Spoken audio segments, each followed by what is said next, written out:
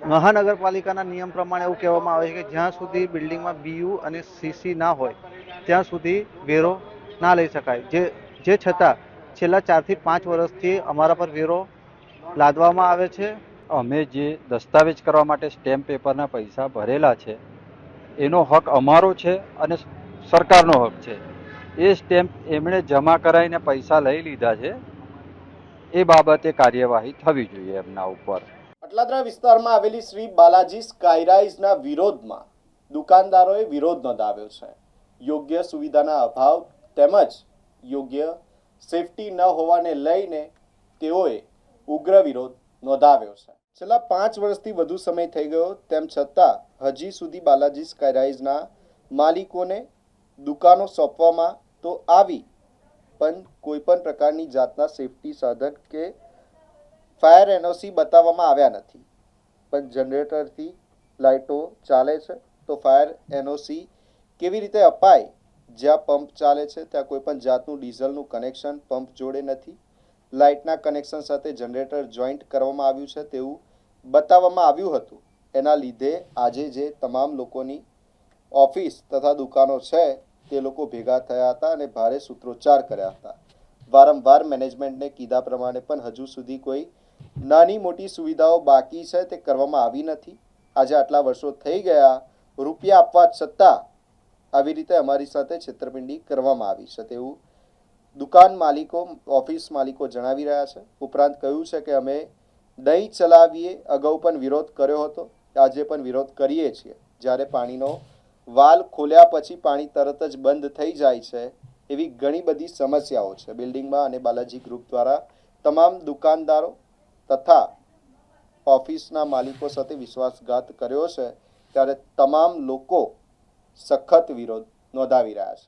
અહીંયાથી હવે અંદર આવતા આ જોઈ શકો છો, અહીંયા પંપ રૂમમાં લાઇટ ચાલુ છે પણ અહીંયા જે પેનલ છે ઇલેક્ટ્રિક પેનલ એમાં કોઈ સપ્લાય નથી. તમે આ બાજુ જોઈ શકો છો, આ પેનલને જુઓ તમે, આ પેનલમાં કોઈ ઇલેક્ટ્રિક સપ્લાય હોવો જોઈએ. હવે ડીઝલ પંપ આ રહ્યો, એની ડીઝલની ટાંકી આ રહી, આ બંને વચ્ચે કોઈ કનેક્શન નથી તો ઓપરેશન કઈ રીતે થાય?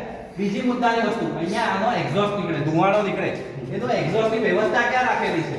તો અહીંયા તો ડીઝલ પંપ કદાચ ચાલુ પણ થાય તો એનો ધુમાડો એટલો બધો છે, ઓક્સિજન શોર્ટેજ થાય તો ઇવેન્ચ્યુઅલી ડીઝલ પંપ ચાલી જ ના શકે. આથી પાણી તો આવી રહ્યું હતું. પણ હવે આપણે અહીંયા નીચે જઈને જોઈએ કે અહીંયા જે હાઇડ્રન્ટ પંપ રૂમ છે એની શું પરિસ્થિતિ છે હાલમાં. ઉપર તમે એ પણ જોયું કે ઉપર એક બીજી સાઈડ હતો અને આ પેનલને અહીંયાથી ખોલીએ તો અહીંયા તમને દેખાશે કે જે પેલો બહારથી કેબલ આવી રહ્યો હતો એ કેબલ અહીંયા કનેક્ટેડ છે. એટલે આ ડીજી સેટ દ્વારા ઇલેક્ટ્રિક સપ્લાય આપીને પેનલનો ડેમોન્સ્ટ્રેશન કરવામાં આવેલો હશે.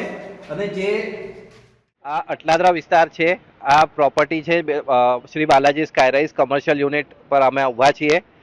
આજે અમે ભેગા થયા છીએ એની માટે કે એક ફાયર એનઓસી 9/6/2026 રોજ ઇસ્યુ થયેલી છે. એટલે અમે કોર્પોરેશનને, તંત્રને પૂછ્યું કે કયા આધારે તમે ફાયર એનઓસી આપેલી છે, કારણ કે અમારા અનુસાર પૂરી સિસ્ટમ ઓપરેશનલ નથી.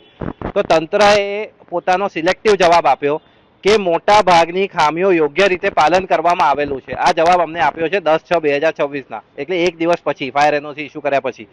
એના પછી અમે પાછો સવાલ કર્યો કે કઈ ખામીઓ હતી જે તમે પૂર્ણ કન્સિડર કરેલી છે.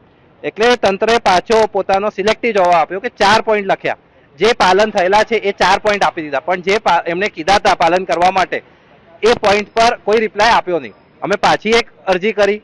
એ અરજીના જવાબમાં 24/6/2026 એમણે કીધું, અમારી અરજી એવી હતી કે પાછળ એક ઇમરજન્સી સ્ટેરકેસ હોવો જોઈએ. અને બીજું, તંત્રે એવું કીધું કે ઇમરજન્સી સાઇન બોર્ડ તમે લગાવી દો જેના આધારે તમને ફાયર એનઓસી આપી દઈશું. પણ સાઇન બોર્ડના આગળ અગર ઇમરજન્સી સ્ટેરકેસ ના હોય તો એ કમ્પ્લાયન્સ ગણાય કે ના ગણાય? કે ખાલી સાઇન બોર્ડ લગાવી દઈએ એટલે તમે એનઓસી આપી દેશો? અને બીજું, એક ઇમરજન્સી સ્ટેરકેસ માટે બિલ્ડરે એક એફિડેવિટ રજૂ કર્યો જેની પણ નકલ અમને ડાયરેક્ટલી આપી નહીં, આરટીઆઈના માધ્યમથી પછી અપાઈ છે. એટલે આજે એક કમ્પ્લાયન્સ હોવો જોઈએ ફાયર સેફટી માટે નિયમો પ્રમાણે. એ કમ્પ્લાયન્સ પૂરો થાય તો જ ફાયર સેફટીની એનઓસી મળે. પણ અહીંયા એક એફિડેવિટ આપી રહ્યો છે બિલ્ડર કે 6 મહિનામાં અમે આ કમ્પ્લાયન્સ કરી દઈશું. એ આધારે ફાયર એનઓસી ઇસ્યુ કરવામાં આવી છે. અમે પાછું પૂછ્યું કે આમાં અગર કોઈનો જાનમાલનો નુકસાન થયો તો કોની જિમ્મેદારી? તો તંત્રએ એવું જણાવ્યું કે એની જિમ્મેદારી બિલ્ડિંગના માલિકો, ઉપયોગકર્તા અને બિલ્ડરની રહેશે. તો જ્યારે તંત્ર તપાસ કરવા આવે છે અને અપૂરતી ફાયર હાઇડ્રન્ટ સિસ્ટમ ઓપરેશનલ નથી દેખાતી એમને, તો ત્યારે એમણે એમની જિમ્મેદારી નથી બનતી કે એ બિલ્ડરને જણાવે કે આ કમ્પ્લાયન્સ કરો પછી જ એનઓસી મળશે, કે એફિડેવિટના આધારે એક એનઓસી આપી દેવામાં આવી રહી છે. શું માંગ છે તમારી આગળ શું થવું જોઈએ? અમારી માંગણી એક છે કે જે પણ સિસ્ટમેટિક રીતે અહીંયા સિસ્ટમ ઇન્સ્ટોલ કરવી જોઈએ એ રીતે સિસ્ટમ ઇન્સ્ટોલ થાય અને એના પછી કાયદેસર રીતે ફાયર એનઓસી મળે, નહીં તો અહીંયા અમારા બધા ઓનરોનો જાનનો જોખમ થઈ જાય. શું નામ છે આપનું પરિચય? Rohan Lodaya. As per the RERA 2022માં પ્રોજેક્ટ કમ્પ્લીટ થવાનો હતો, પણ એવું ખબર પડી છે હજી પણ ઓસી સીસી બીયુ મળ્યું નથી, તો that is a big issue.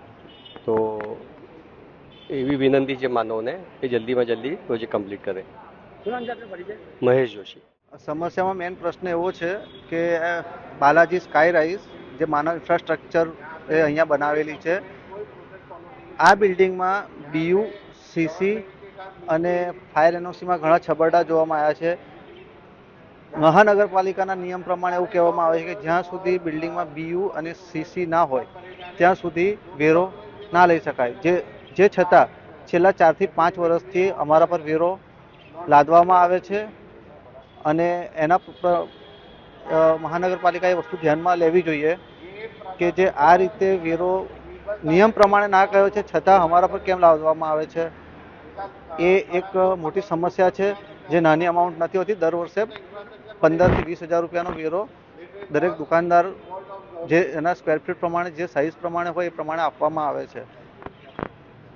તો મહાનગરપાલિકાને રિક્વેસ્ટ છે કે ભાઈ આ વસ્તુની તમે જાણ થાય અને એની તપાસ કરી અને જે વેરા છે એ બધાને રિફંડ કરો, યા તો પછી એનું તમે જમા રાખી જ્યારથી બીયુસીસી થાય ત્યારથી પછી તમે એને રિકવર કરો એમાંથી, ફંડમાંથી. શું નામ છે આપનું પરિચય? તાહિર કડીવાલા. મારું આ બિલ્ડર પાસે મેં ટોટલ 7 ઓફિસ ફર્સ્ટ ફ્લોર પર રજિસ્ટર બાનાખતથી લીધી છે. તેનું તમામ પેમેન્ટ મેં બેંકથી કરેલું છે. બિલ્ડરે મને એનઓસી આપી છે, શોર્ટ પોઝેશન આપ્યું છે, રજિસ્ટર બાનાખત કરી આપ્યું છે. ત્યાર પછી મેં દસ્તાવેજની માંગણી કરી તો બિલ્ડરે એવું કીધું કે તમે સ્ટેમ્પ પેપર માટેના સ્ટેમ્પ લઈ આવો, કે અમે લઈ આવીએ, તમે અમને પેમેન્ટ કરી દો. તો અમે સ્ટેમ્પ પેપર એમની પાસે મંગાવ્યા, જેનું પેમેન્ટ અમે બેંકથી કર્યું છે. ત્યાર પછી બિલ્ડરે એ સ્ટેમ્પ પેપર ગવર્મેન્ટમાં પાછા જમા કરાવી અને પૈસા લઈ લીધા અને અમને દસ્તાવેજ કરી આપેલો નથી, એટલે અમારા સ્ટેમ્પ પેપરના પૈસા પણ લઈ લીધા. ત્યાર પછી અમે પોલીસ સ્ટેશન ફરિયાદ કરી તો પોલીસ સ્ટેશન ફરિયાદ નોંધવા તૈયાર હતા, પણ પોલીસ સ્ટેશને એવું કીધું કે તમને વારંવાર જાણ કરવા છતાં તમે નિવેદન લખાવવા આવેલા નહીં. એમ કરીને મારી અરજી દફતરે કરી, મેં આરટીઆઈ કરી તો આરટીઆઈમાં પોલીસે એવું જવાબ આપ્યો, એમાં મારું નિવેદનની કોપી પણ આપેલી છે. એટલે પોલીસ પણ બહુ જ ખોટું બોલે છે. જેના પુરાવા લિખિતમાં એમણે જ આપ્યા છે કે હું નિવેદન આપી ગયો છું. અને મારા દસ્તાવેજ જે સ્ટેમ્પ પેપર હોય ને એના પણ પૈસા બિલ્ડર લઈ ગયા છે. તો એના વિશે કોઈ ફરિયાદ લેવા તૈયાર નથી. તો અમારે ક્યાં જવું? તમારે એકલા સાથે થયું, બીજા સાથે પણ કર્યું છે? મારા વાઈફ સાથે પણ આવો સેમ કેસ થયેલો છે અને મારા સાથે પણ આવો સેમ કેસ થયેલો છે અને બાકી ઘણા બધાને ઇસ્યુ તો છે જ. શું થવું જોઈએ? શું માંગ છે તમારી? અમારી માંગ એટલી જ છે કે અમે જે દસ્તાવેજ કરવા માટે સ્ટેમ્પ પેપરના પૈસા ભરેલા છે એનો હક અમારો છે અને સરકારનો હક છે. એ સ્ટેમ્પ એમણે જમા કરાવીને પૈસા લઈ લીધા છે, એ બાબતે કાર્યવાહી થવી જોઈએ એમના ઉપર.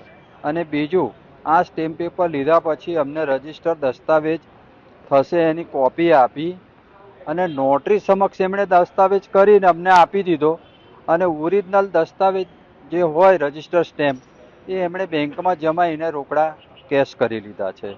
તો એ બાબતે કાર્યવાહી થવી જોઈએ.